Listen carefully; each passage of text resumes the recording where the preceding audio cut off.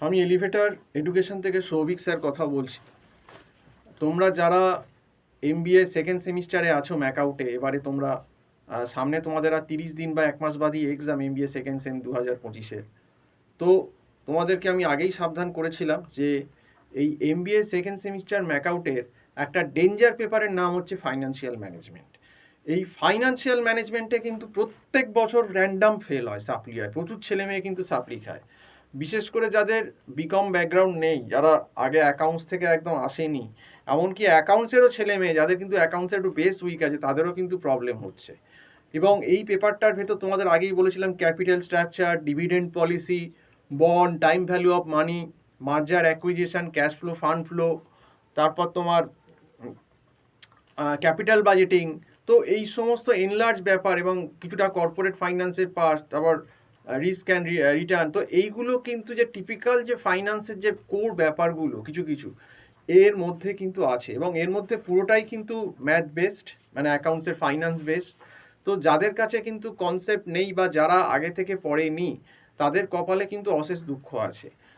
খুব যদি কপাল ভালো থাকে, যদি কোনোভাবে থিওরি বেসড হয়ে যায় তো বাঁচোয়া, কিছু স্টুডেন্ট থিওরি লিখে হয়তো কিছুটা পার পেয়ে যাবে। কিন্তু যদি 50-60% তো ম্যাথ বেস করে দেয়, 30-40% থিওরি, তাহলে কিন্তু হরিবোল হয়ে গেল অবস্থা। তো যাই হোক, যেটা হচ্ছে কথা, যারা প্রথম থেকে পড়েছে ফার্স্ট, আমি প্রথম থেকেই বলেছিলাম ওই জন্য যে যখন ফার্স্ট সেমিস্টার শেষ হয়ে গেছে তোমাদের জানুয়ারি মাসের 26-27 তারিখে এই বছরে, তখন থেকেই কিন্তু এফএম পড়া উচিত ছিল। এবং ফাইন্যান্সিয়াল ম্যানেজমেন্ট যাদের ব্যাকগ্রাউন্ড নেই, যারা জানতো না, তাদের কিন্তু আমাদের কাছে পড়তে হবে বলেও বলছি না, তাদেরও কিন্তু একটা সিনিয়র ফ্যাকাল্টি, তাদের জানাশুনো হোক বা তাদের নিজের রেফারেন্সে হোক, তাদের গাইড কিন্তু অবশ্যই নেওয়া উচিত ছিল। কারণ অনেক ক্ষেত্রে যেটা এরা বলছে যে কলেজ থেকে নাকি সবসময় সব কিছু হচ্ছে না, আর এটাও সত্যি, কলেজে এরকম ইন্ডিভিজুয়াল অ্যাটেনশন দিয়ে পড়ানো সম্ভব নয়। তো এই কথাটা কিন্তু আমরা বারবার বলেছিলাম যে ফাইন্যান্সিয়াল ম্যানেজমেন্টের কিন্তু যারা পারছো না, বুঝতে পারছো না বা কিছু হচ্ছে না, তারা কিন্তু ফাইনাল টিউশন নাও। কিন্তু অনেকে, কেউ আমাদের কথা শুনেছে, কেউ শোনেনি। দেখো, আমরা টিচার, আমরা চাই না যে কেউই ফেল করুক বা সাপ্লি পাক। তো আমাদের দায়িত্ব, নৈতিক দায়িত্ব হচ্ছে যে স্টুডেন্টকে এই ব্যাপারটা সম্বন্ধে আগে থেকে সাবধান করা, যাতে তার কিছু অনিষ্ট না হয়।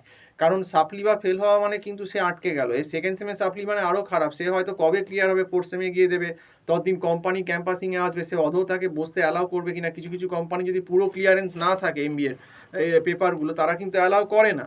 তো সেই জন্য আমি বারবারই বলেছিলাম যাতে ফার্স্ট সেম সেকেন্ড সেম কোনো সেমেই যাতে সাপ্লি না হয়, তাহলে কি স্টুডেন্টের বুঝতে হবে যে কোন পেপারটা ডেঞ্জার। আমি প্রথমেই বলেছিলাম যে operation research, operation management, financial management, এই তিনটে পেপার যে ডেঞ্জার পেপার, এগুলো কিন্তু আমরা ভিডিওতে, এলিভেটেড এডুকেশনের ইউটিউব চ্যানেলের ভিডিওতে বারবার বলে এসেছি, সাবধান করেছি।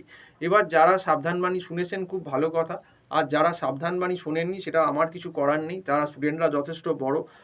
তা এখন যারা মাস্টার ডিগ্রি করছে এমবিএ, তাদের তো সবাই প্রায় 22 বছরের ওপর বয়স, 21-22 বছর, তার প্রত্যেকেই ম্যাচিওর।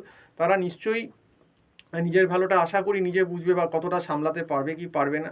তারপরও যদি কেউ নিজের ভালো না বুঝতে পারে, সেখানে আমাদের কোনো কিছু করার নেই। তো যাই হোক, আজকে এই অবধি বলেই শেষ করছি। সম্পূর্ণ ভিডিওটা দেখার জন্য অসংখ্য ধন্যবাদ। নমস্কার।